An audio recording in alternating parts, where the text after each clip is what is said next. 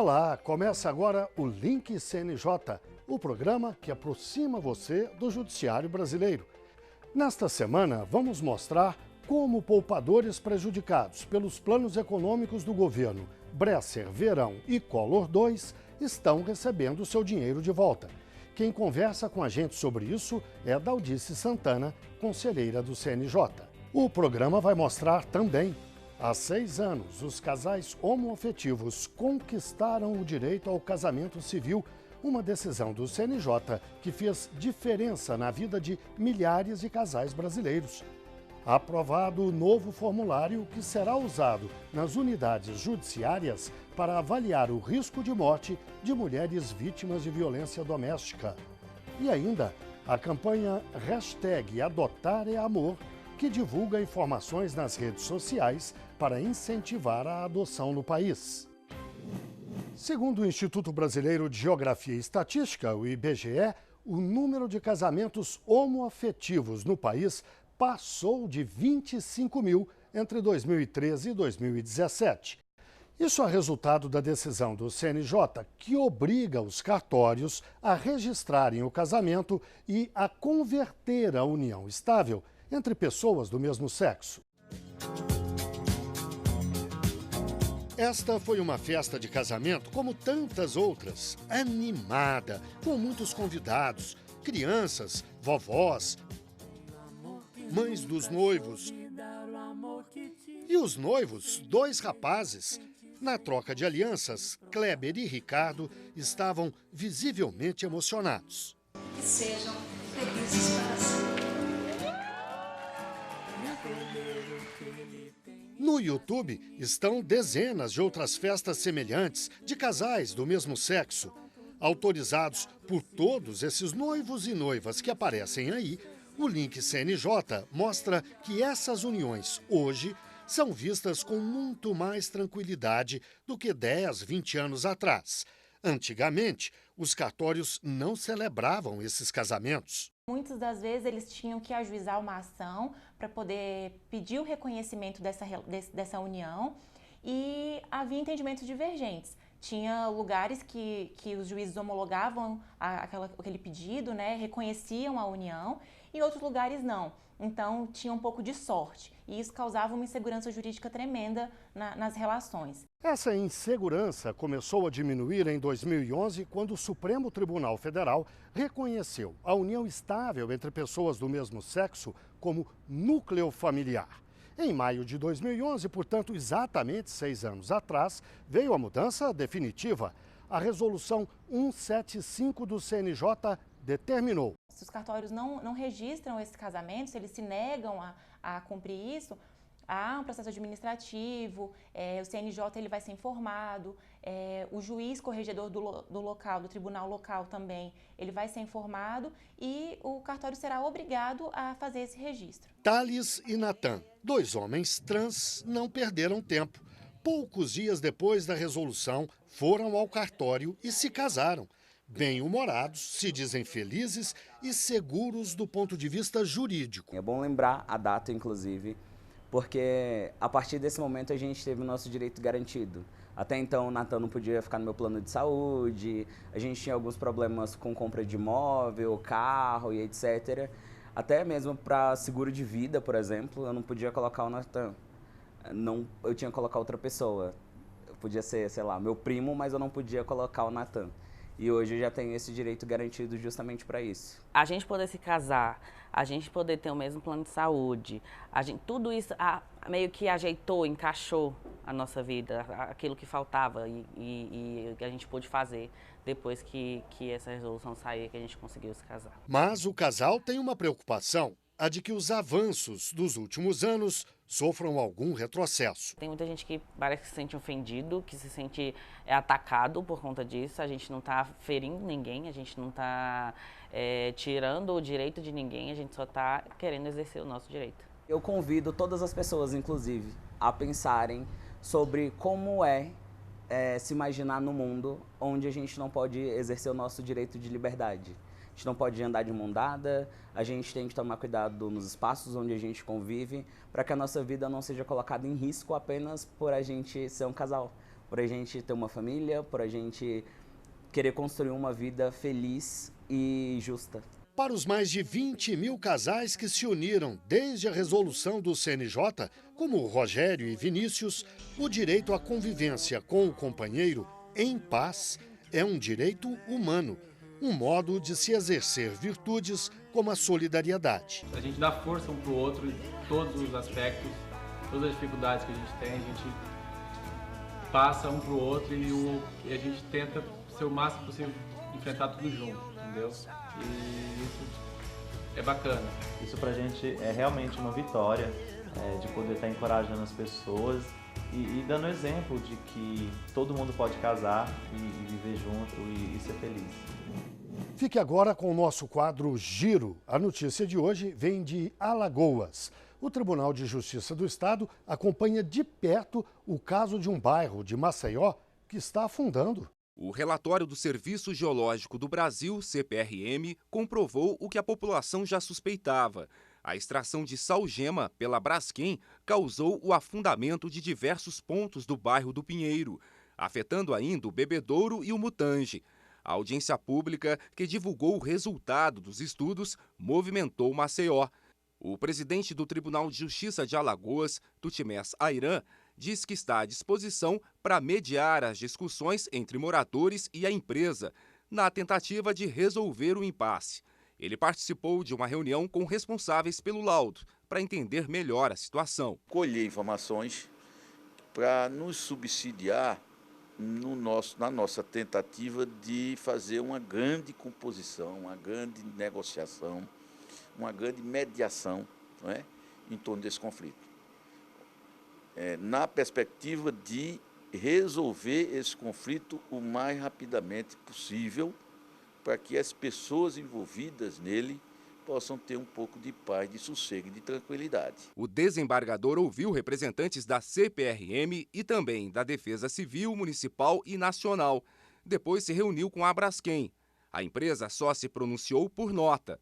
Informou a paralisação da extração de sal e do funcionamento das fábricas de cloro-soda e de cloretano localizadas no bairro do Pontal da Barra. Informou ainda que estão sendo avaliados os impactos na planta de PVC, em Marechal Deodoro, e também nas plantas do Polo de Camaçari, na Bahia, já que elas estão integradas na cadeia produtiva. Agora, Tutimés Ayran vai ouvir os moradores, Defensoria Pública e o Ministério Público Estadual.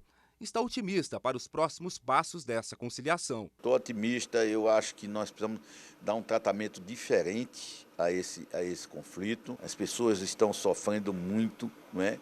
Mas nesse momento é preciso transcender um pouco esse sofrimento para racionalmente construir caminhos. O problema também ganhou a visibilidade do CNJ e do Conselho Nacional do Ministério Público.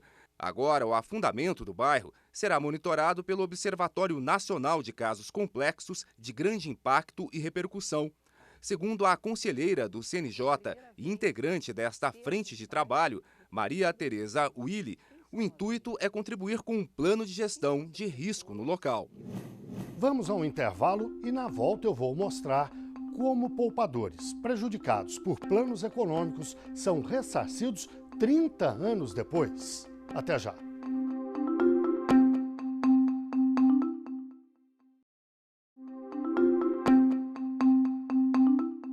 O Link CNJ está de volta. 3 décadas de litígio e quase 1 milhão de processos sobre perdas no rendimento da caderneta de poupança relativas a planos econômicos do governo nas décadas de 1980 e 1990. A boa notícia é que esse embate jurídico pode estar próximo do fim. Essa maquininha marcou uma fase econômica do Brasil em que os preços disparavam em questão de horas. Era a inflação galopante, chegava a 100% ao mês. Coitado do consumidor, o salário não dava conta de tantos reajustes e o poder de compra diminuía. O símbolo dessa luta dos brasileiros, o dragão inflacionário, o inimigo do bolso. Funcionário público há 44 anos, Devalde lembra muito bem essa fase. Quando o pessoal chegaram no trabalho, muitos chegaram, principalmente aquelas pessoas que tinham dinheiro na conta ouro, lógico, eles ficaram indignados, chutando as paredes, cambal, confiscaram meu dinheiro. Recém-casado na época e com um filho bebê, ele queria dar mais conforto para a família, mas as reservas que tinha foram confiscadas. Eu tinha 180 cruzados novos na conta ouro, né, que era o conta ouro do Banco Brasil. Aí, quer dizer, eu fiquei meio chateado também, lógico que ele era para reformar a minha casa. Para tentar combater a hiperinflação, diferentes governos adotaram medidas radicais. Planos econômicos bloquearam dinheiro. Não houve aviso e todo mundo foi pego de surpresa. É esse cenário que a gente vai explicar para você agora. Em destaque, 3 planos que mexeram profundamente com aplicações e a conta bancária do brasileiro. Planos Bresser em 1987, Verão em 89 e Collor II em 1991. O que eles têm em comum? O governo pretendia diminuir a quantidade de moeda no país para derrubar a inflação. Para isso, congelou preços, aluguéis, salários, reteve ativos financeiros, depósitos à vista, prazo, poupança e conta corrente. Também criou uma forma de correção monetária que prejudicou bastante os poupadores, com índices abaixo da inflação da época. Os planos eram tentativas de conter a inflação, a poupança da época era indexada, era paga pela correção dessa inflação, tá certo? E todo novo plano, com essa tentativa de diminuição da quantidade de moeda, quantidade de dinheiro circulando na economia para forçar essa inflação para baixo, criava um novo indexador, que era menor do que o indexador vigente, que era a inflação. Então, veja, a gente estava esperando uma correção de 20%, o governo criava uma indexação de 10% e a gente perdia esses 10%. Tá, e os poupadores terem ajuizado vários processos. Já são quase 30 anos de brigas na justiça contra os bancos. Quem entrou com ações individuais ou coletivas até 31 de dezembro de 2016 pode aderir a um acordo, validado pelo Supremo Tribunal Federal em março de 2018. Um ano depois dessa decisão do STF, 80%, incluindo herdeiros dos poupadores, ainda não receberam o dinheiro que perderam com os planos. Segundo as associações de defesa dos poupadores, uma das dificuldades está no sistema digital, criado exclusivamente para atender os beneficiados. A adesão é feita pela internet, acessando esse portal. Os bancos precisam validar as informações e os beneficiados reclamam que a resposta é lenta. Ao todo, a compensação deve injetar 12 bilhões de reais na economia.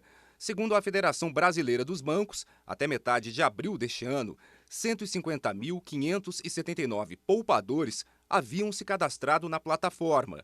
Desse total, 31.602 receberam os valores devidos. 11.332 estavam em análise pelos bancos. Além da dificuldade na apuração dos dados, existem outros desafios para chegar aos poupadores. Muitos morreram, é preciso localizar os herdeiros, tem beneficiados com contas encerradas, CPFs inexistentes e bancos extintos. Pelo acordo, o pagamento é à vista para quem tem até R$ 5.000 para receber. Entre R$ 5.000 e R$ 10.000, a indenização pode ser feita em uma parcela à vista e 2 semestrais. Acima de R$ 10.000, serão pagos uma parcela à vista e 4 semestrais. Os descontos variam de 8% a 19%. O acordo veio para pôr fim a quase 1 milhão de processos.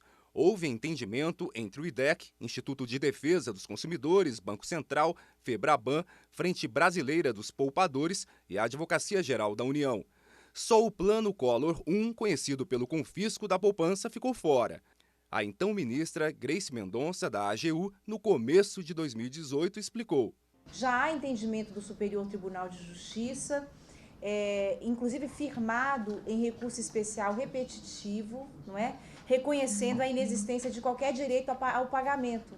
Então, em decorrência disso, nós não trouxemos o Plano Collor I para as discussões, já que temos aí o posicionamento firme já da nossa Corte Superior nesse sentido e, portanto, as ações elas seguem com decisões positivas para os bancos em relação a esse tema. O Conselho Nacional de Justiça tem feito reuniões com órgãos públicos, bancos e entidades de defesa dos consumidores para definir um plano de ação.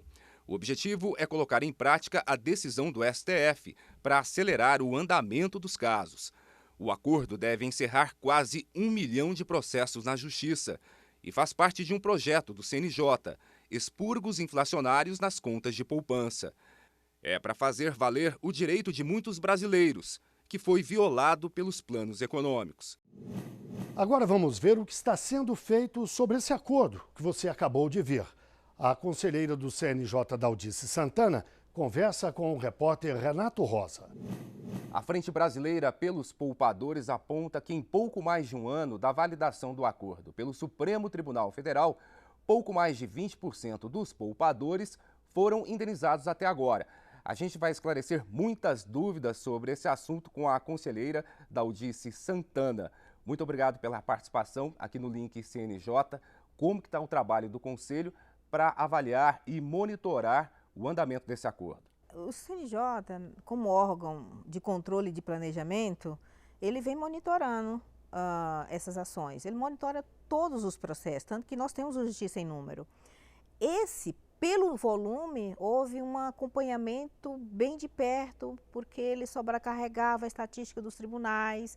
E o Supremo, pode observar do próprio termo do acordo, ele foi sensível a isso. Ele registrou que havia um grande número de processos envolvendo essa temática. E quando foi feito o acordo, o CNJ também acompanhou. Então, o acordo previu que fosse feita sua execução através de uma plataforma digital, justamente para não sobrecarregar os tribunais com uma possível execução desse acordo. Que medidas foram tomadas até agora? Começamos a analisar, primeiro, melhoria da plataforma. Por que a melhoria da plataforma? Torná-la mais amigável. Um aspecto é que ela foi prevista para o advogado, para que o advogado que tivesse a iniciativa de ingressar, então é mais complexa, né? O segundo aspecto seria o perfil do poupador. Lembrando que a gente está falando de um evento que aconteceu em 87, 89, 90, 91. Portanto, a gente está falando de reparação de algo que aconteceu há 30 anos. Uma população idosa e muitos herdeiros, lamentavelmente, né? O processo teria que ter um desfecho mais rápido. Como que está a conversa com os bancos para melhorar a plataforma digital? Os bancos têm feito ajustes, sim. Então, quem teve uma experiência não pouco confortável no início, teria que reingressar para depois avaliar.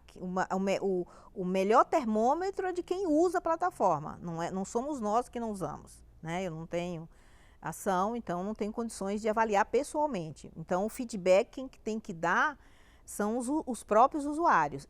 E na outra frente, tem os mutirões aí nos tribunais de justiça do país. No movimento articulado com os tribunais, com os bancos, foi feito um calendário para que as portas dos tribunais fossem abertas para que houvesse também a possibilidade de adesão de forma presencial.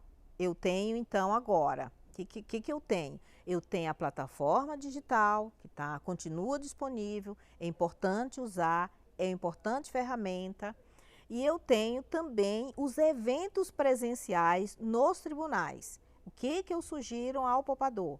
Procure o tribunal da sua localidade e verifique qual o calendário que está sendo previsto para um atendimento presencial. Conselheira, a gente para um pouquinho o nosso bate-papo, mas no próximo bloco tem mais informações sobre o acordo para indenizar os poupadores que tiveram perdas nos planos econômicos das décadas de 1980 e 1990. Até já!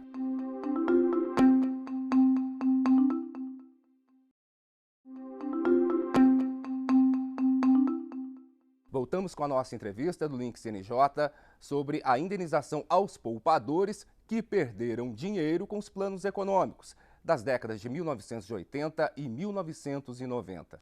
Conselheira Daldice Santana, quem entrou com a ação na Justiça tem agora essa opção de aceitar ou não esse acordo. Quem não entrou não tem mais como fazer isso porque o prazo já acabou. Exatamente. Quem tinha ação na Justiça que tem essa opção. a adesão é voluntária. Mas para a adesão, o que nos preocupa é a plena informação. Não é não aderir porque eu não gosto, porque eu não quero, mas pelo menos ter a informação para deixar de aderir com consciência e aderir plenamente informado. Apesar do deságio na hora de avaliar ali quanto cada um tem direito a receber, quais as vantagens desse acordo? O acordo, ele traz uma recuperação